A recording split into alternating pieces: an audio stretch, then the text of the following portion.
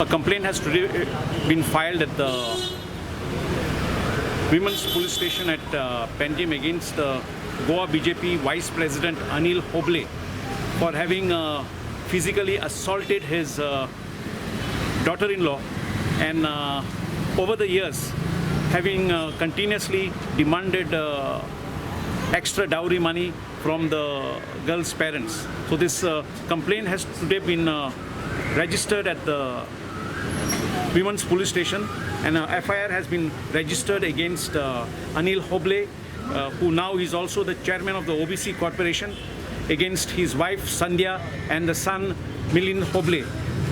They all have been booked on the offences for under section 498A, 323, 506(2), read with section 34 and sections 3 and 4 of the Dowry Prohibition Act. The allegations against Anil Hoble are very serious in nature, and the girl's mother, in fact the girl's parents are based in Mumbai. They came down yesterday after hearing that the daughter was being continuously tortured. In fact, Anil Hoble called the girl's parents in Bombay yesterday morning and told them to come and take away their daughter. So the parents yesterday came, and when the parents went to the house, Anil Hoble did not allow even the parents to speak to the daughter, and even tried to assault the